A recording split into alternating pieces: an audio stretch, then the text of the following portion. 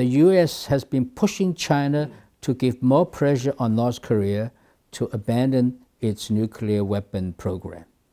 And China has been doing a lot. Yet, they are not satisfied. So what do you think the United States really want China to do on the issue of North Korea? Besides, China already strictly observing the United Nations economic sanctions against North Korea, and China has been trying very hard to persuade the North Korean regime to give up its weapon program.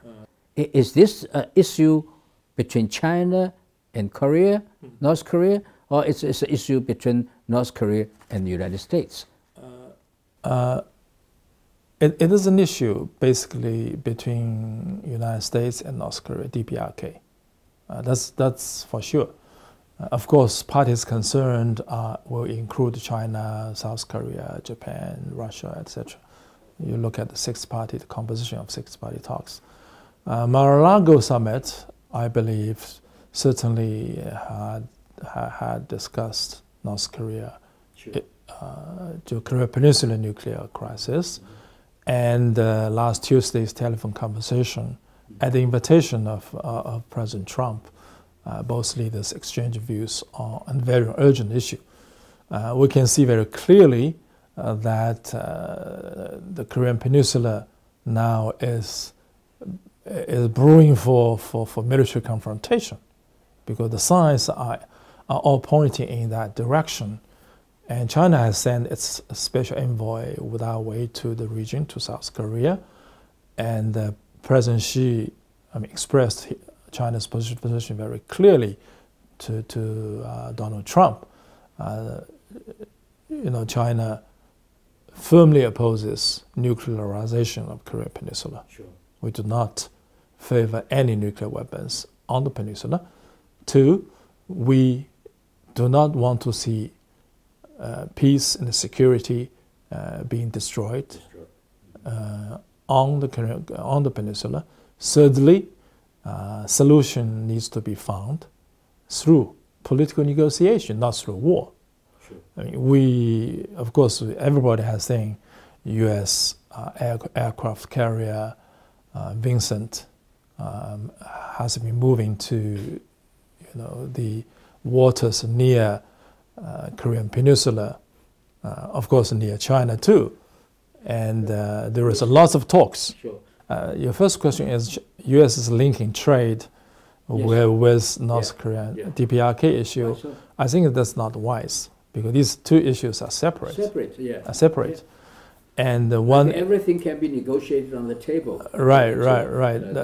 Otherwise, it will be a mess. You're right. China will continue to insist on three things. Three principles or three things. As I said, we oppose possession, research, or any nuclear weapon, nuclearization. Any military conflict also. Any military conflict, any war, that's the second thing. Third thing is we need to be proactive in negotiation through bilateral, trilateral, six-party talks. Whatever form is available, we need to pursue. We need to exhaust the pragmatic means in finding a solution. I mean, you know very well, we have been talking to DPRK, saying our position, expressing our position very clearly. We are opposed to the possession of nuclear weapons by DPRK. But of course, we also need to make sure there will be no war. Whatever U.S. is doing, large-scale military exercises near the water of Korean Peninsula, now moving such large strategic military assets to the region, what does the United States want to do? What would do?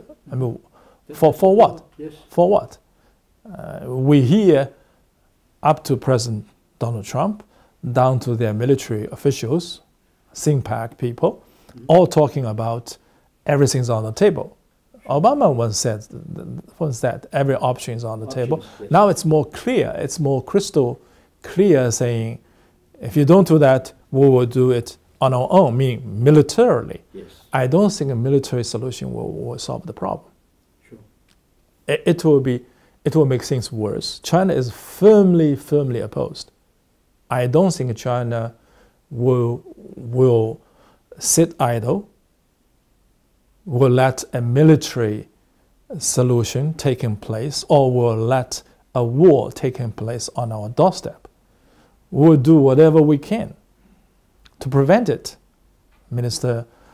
President Xi has expressed China's position very clear, I think, during this conversation, and also in Mar-a-Lago to President Donald Trump, China's position. It's our neighborhood. Sure. We will not allow a war, repeat of war in our neighborhood. But of course, China is also firmly opposed to new nuclear testing, missile testing.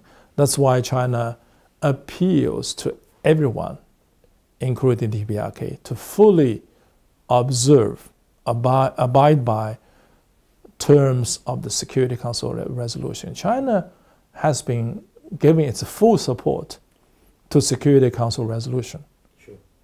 We have been stressing that we need consultation, we need the unity of the major powers, we need the unity of the Security Council. We do not need a war. What if North Korea's king refuses to listen to China's advices, while Trump has become somewhat, but still unpredictable? And what if the United States decides, just like what he has done to Syria, that if such a scenario happens, that would be a very bad thing, a disaster in Northeast Asia. But what if it happens? Syria is a different story. The Security Council resolution was not passed. The draft resolution proposed by US, UK, France was not passed. China abstained, Russia vetoed it, because nobody knows where those chemical weapons came from. We should not repeat the mistakes of the Gulf War. We need to make full, thorough international investigation before we take any action. And in terms of action, negotiation always precedes military action. Even if, according to UN Charter, according to Security Council, military action is the last resort. You need to exhort everything possible. I think we're not there yet. We're not there yet. We need to talk. We need to persuade the DPRK to give up their nuclear program. That's what China is doing. But also we need to make sure that DPRK will have a sense of safety, security. So as with the case of Iranian nuclear issue, we need to find a comprehensive, a packaged solution to the issue. Any thinking, any idea of military strikes will definitely cause war, will definitely make this region a war zone. I don't think that's in the interest of the United States, of South Korea, of China, of all the countries in the region, and also of the world. The world economy will suffer a huge beat. So whatever happens, of course, we need to work together on DPRK. We need to work on South Korea also, because South Korea and DPRK have channel of communication. US and DPRK has a channel of communication too. They negotiate in New York and they negotiate in Geneva. So we need to encourage them to negotiate and to lay out what their concerns are. So what the United States is considering now, that also explains why Trump suggested to make a phone call to President Xi Jinping the day before yesterday. That was only 3 days ago. 3 days ago. It was only 5 days after the Mar-a-Lago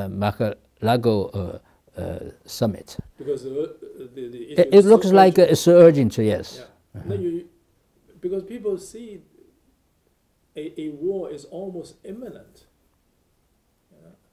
According to the reports, Xi Jinping explained very clearly China's standard on these two issues. Very clearly, China but I have no idea how Trump responded, accepted them. There were no reports. Well, we have no way of knowing it, except. But he should be impressed anyway. I think what we're impressed is President Xi's strong position, his expression of China's strong position of 3 no's. 3 no's. No nuclear weapons, no wars. Maybe the other is not no. The other is yes. Is yes for political negotiation. Peace, yes. Is for peace. So China's position will not change. U.S. sometimes will try to confuse others, saying which objective is first: nuclear-free Korean Peninsula or a war-free peninsula. I think these things are linked. All linked. They are together. We need to find, as always, I think the civilization of China, the civilization of the world are all wise enough, have enough wisdom to give us all those tools to solve difficult issues. So hopefully the issue will be settled in peaceful means. Not only hopefully, I think that has to. But the time is running out, because for U.S. the biggest concern is before the North Korea can develop a nuclear weapons can reach the continent of the United States, it must be stopped. Well, yes, maybe that's the red line for the United States. But you have countries, many countries with nuclear weapons. They can also reach China. They can also reach Russia. They can also reach the United States. If everybody is saying, if we see any country with nuclear weapons that can reach a certain country, then we will seek military solutions. The world will be no more. Negotiations is the only way. Sure. As President Xi said, in China-U.S. relationship, cooperation is the only option. I would say, if I can, move it in reference to DPRK to Korean Peninsula as an end to our interview, yes. Negotiation is the only option.